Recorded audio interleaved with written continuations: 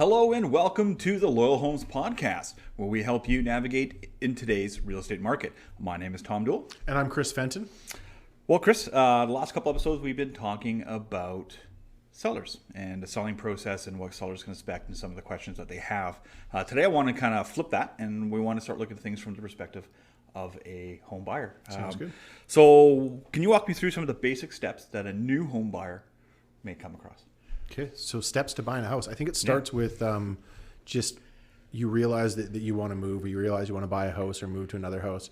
So it's that research phase, and that's happening online these days.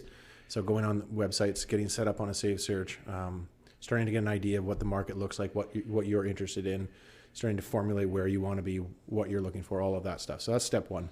Step two is then go out and start looking at things and doing a little bit of market research and starting to understand the trade-offs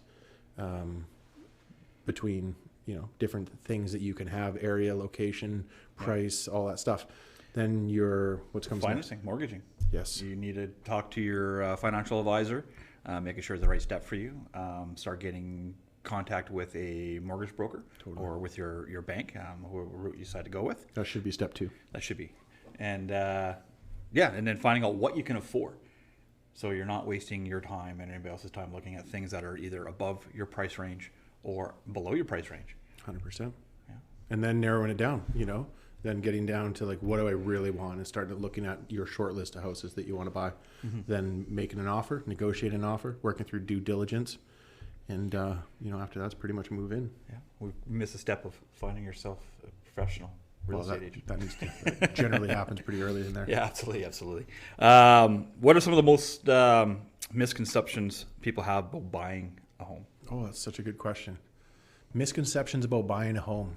I think I'm going to go with probably the most widespread. I don't know if it's a misconception, but the most widespread thing would be thinking that you can get everything you want and need in a house, like that there aren't trade-offs. Yeah. I think most buyers, especially new buyers, come into it hoping to get everything. At a perfect price. Yeah. And you learn in life and in real estate that there's trade-offs between different things, and I think that's probably knowing what you need and knowing what you like, or what you want and what you want and what you need, right? Yeah. Two different things, and hopefully you can make a good compromise and get everything you need and a little bit of things that you like. I mean, hopefully you can find everything, but it's exactly. It's very rare. Yeah, absolutely. So they got a mortgage broker. What are some of the things that they can do to help prepare themselves financially? What do they need to have done for their finances to get a mortgage and to move forward in buying? Well, I mean, the easy answer to that question is really talk to a mortgage professional. They're going to walk you through that. You want to get an idea of what your credit score looks like, making sure that you're going to qualify, that your income matches what your wants and needs are, saving for a down payment. So you need to make sure you have a down payment that's going to be suitable. You have the money for closing costs, and that you're going to be able to get a mortgage at a rate that the payments are going to be work within your lifestyle. And also think about your taxes as well. A lot of your mortgage brokers and your banks are going to require you to have your statement from your previous taxes. So it's tax time now. Yeah. Get on them sooner than later, because that could help delay. Yeah, it's a good point. I think if I was a mortgage broker, that would have been the first thing I said, was getting your documentation together that proves your income, proves your everything. I think that's what mortgage brokers spend a lot of their time doing, is just sort of chasing that around. Absolutely. So let's talk about why is it important to find yourself a real estate professional, and what should a buyer look for when choosing one? Why is it important? Yeah. Well, it's just going to make the process so much easier. The process of buying a house is pretty complicated. Even the decision-making process is pretty complicated. And well, you can certainly buy a house privately. For the most part, most of the properties are listed on the MLS, and you're going to need an agent to access them anyways. So there's a whole bunch of reasons. What you're looking for in an agent is somebody that you're comfortable with, somebody that you trust, somebody that has the experience to give you good advice. A perfect agent is somebody that you trust enough that you can walk through the decision-making process with them, and they can help you make good decisions, that knows the market, knows whether you're buying a house at a good price or not, and will communicate and can communicate that effectively with you. Someone that listens. I mean, there's a whole bunch of stuff that goes into that. Yeah. And also somebody that has an agent that has good support as well, right? Has a group behind them, administration staff and other agents that can help So you're not getting somebody who's necessarily overwhelmed because they're doing too much Yeah, by that's a good themselves, and you get lost in the shuffle. So looking for somebody who can take you on and do it. Yeah, you know what I think is funny is that I think a lot of buyers work with somebody who's available, and as long as they're available, and they may even get turned off by someone who isn't available on their schedule. And I would caution you to think about that. Do you want to work with somebody who's always available, or do you want to work with somebody who's so busy that they you have to kind of work around their schedule? For me, I want to work with that person that's busy. I don't want to go to a doctor when there's nobody in the waiting room. That makes me a little nervous. Yeah, absolutely. And then somebody who also has taken on both buyers and sellers, it's really hard for them to juggle that as well, right? So if you had a small boutique brokerage or a team or something like that has people doing individual jobs, they're focused on exactly what you're trying to get from them, right? For sure. Moving on here, can you share some tips for effective communication that's needed with your real estate agent? Effective communication with your real estate agent. I think it's, I guess maybe I'm old school, but I would say talk to them with your voice, not your text messaging and your email. So much can be lost by communicating in those manner, and we're so used to communicating by text today. But especially when you're going through that stage of what you want, what you need, where your trade-offs are, all of that stuff, there needs to be a conversation. You need to talk to your agent. You need to make sure your agent's listening and they're talking back to you, and they're showing that they understand what you're looking for. I think that's so critically important in this whole process. Yeah, absolutely. And making sure that you're letting your agent know your exact needs, what your needs and wants are, and having it very clear, what you can live with and what you can live without. Totally. And a good agent's going to walk you through that and help you with that process, because that's what we do. Yeah, absolutely. And give them feedback, right? Don't just go see a house and you didn't really like it. Let them know so that your agent can learn exactly what's in your flavor, basically, right? We're going to do a better job, and we're also going to be intrinsically motivated to do a better job when we better understand what you're looking for. So communicating that with us afterwards is critical. Totally. Yeah, absolutely. How can a buyer conduct effective market research? Yeah, market research is a really cool topic. I think when people are starting to go out, one of the mistakes that people make, maybe if you get nothing out of this podcast today, but this might be the thing. When you go out to start looking at houses, don't go and look at your favorite 5 that you've seen on the internet. Mm-hmm. Talk to your agent and have them pick 5 houses that they think are going to work, right? Because I can tell you from an agent perspective, when you're working with a brand new buyer, especially a first time buyer, but often any buyer, that first showing, so you go out and show 4 or 5 houses, they end up being nothing like what the person ultimately buys. 85% of the +% of the time. Yeah. So let that agent pick things to show you the trade-off. Have this conversation, the trade-off between location and this location, this size and this size, this feature you want, and not having it. That's what market research is getting out there and looking. Opening horizons of different opportunities that you might not have thought of as well. And then that'll educate you so that when you see a deal, when you see the house that speaks to you, you're going to know if it's a good deal or not, because you've been out there doing market research. Yeah, absolutely. So what are some of the tools that you recommend that the buyers use to help them with this research and current market trends? So 2 different things. For market research, you should ideally be on your agent's website, whatever agent you're working with. Mm-hmm. Make sure that they have one of these websites where you can sign up, get listings sent to you, and then you can favorite listings and create a list of your favorites. Your agent can see those favorites. This is another way to communicate with them. This is an invaluable tool. Your agent will be able to see what you're honing in on. You'll be able to send them messages about it. Yeah. Super important. To do market research is a little bit different. I would say, honestly, if you asked 100 agents about market, like statistically what the market's doing, the vast majority of them probably wouldn't be able to accurately say it. So for me, I'm analytical. I want to go on the local real estate board. So whichever area you're looking in, find the real estate board, look at the stats, and start looking at monthly stats and annual stats and get a feel for whether the market's going up or down, how fast. Yeah. Are there more sales than there were before? Or are sales starting to slow down? That tells us if we're moving into a seller's market or a buyer's market. Really get a feel for it. And I think it's worth the time to invest to do that rather than just ask somebody. Because if you ask 10 realtors what the market's doing, you're going to get variations. Mm-hmm. And ask for comparables of sales that happened recently as well from your agent. Your agent should be providing those to you. So if you're looking at a house, hopefully they have said, hey, like 3 houses in this neighborhood sold in the last month. Totally. And this is what they sold for and how long they're on the market. And specifically, what you're talking about, specifically when you're starting to hone down on the one you're interested in, then it's time to start. You're not going to ask for comparables in every house you want to look at, like not in the early stages. That's probably not a reasonable thing to do or a good use of anyone's time, including yours. But certainly when you're getting close, that's definitely something to do.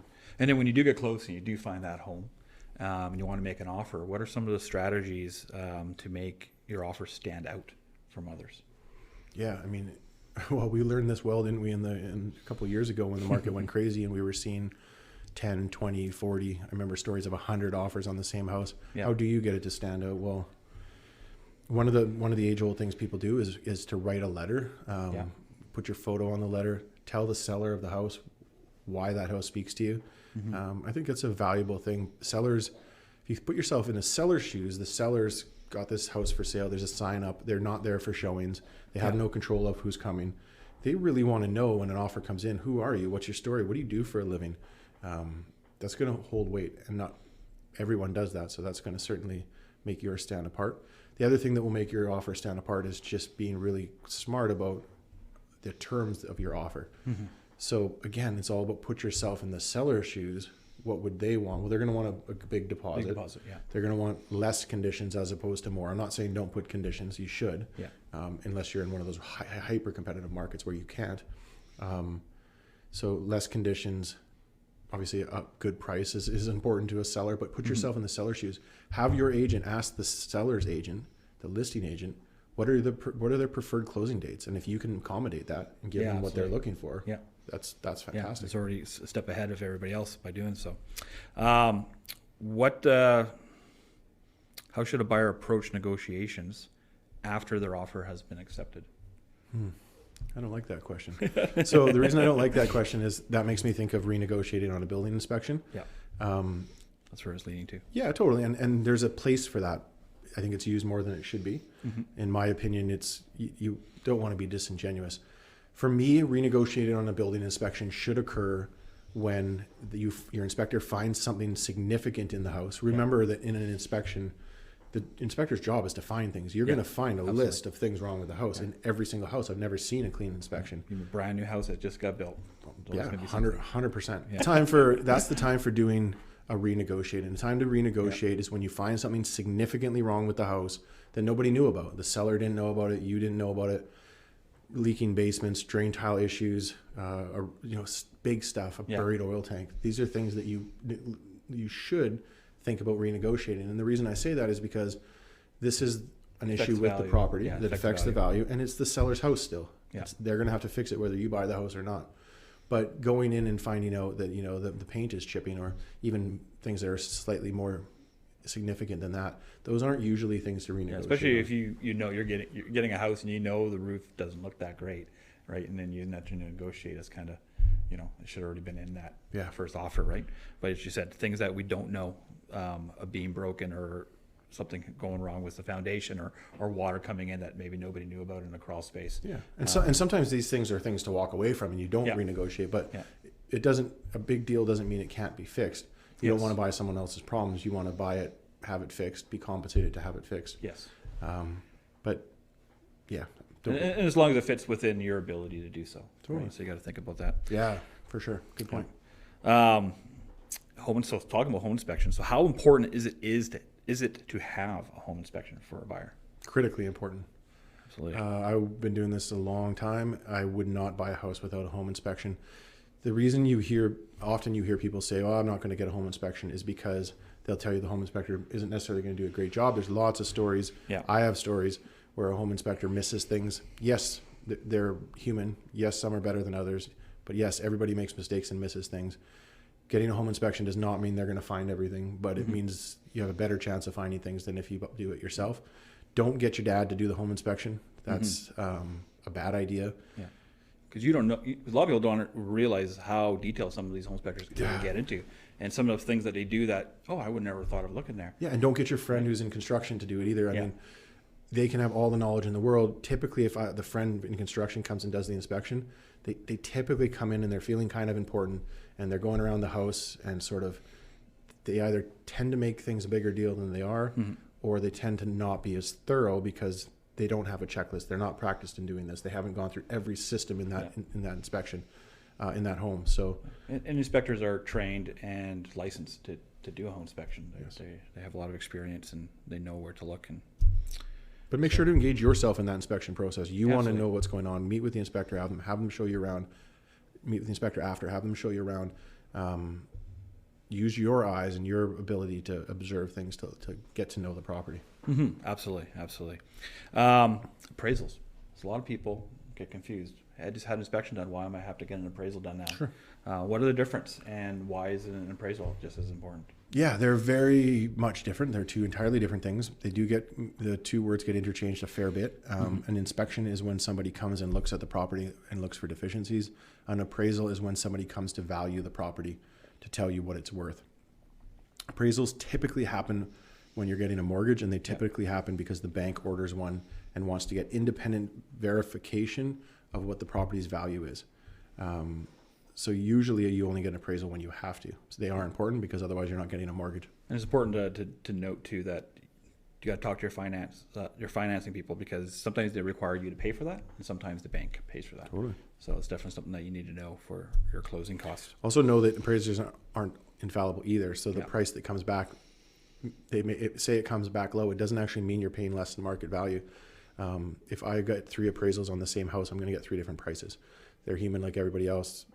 It's an estimate like anything else. Don't necessarily overreact to it and take it as the gospel. Just like you wouldn't look at your BC assessment and go, that's what my house is worth. I mean, it's not, right? Yeah, exactly. So for closing on the deal, you got your offer and it's time to close. What are some of the key steps involved in closing a house, and what can a buyer expect during that process? Yeah, so you're a buyer, you made an offer, you got the offer accepted, you've done your due diligence, you remove your conditions. Now you have this period between when your conditions are removed from your contract and you've gone unconditional and the sold sign goes up, and the day you move in. So in that time, from a realtor's point of view, we don't do a whole lot anymore. We're kind of out of the process. We send the file over to your lawyer or notary, and they handle the closing paperwork, transferring title, registering the mortgage, doing what's called a statement of adjustments, which will adjust things like taxes so that you pay your share of the year and the seller pays their share of the year.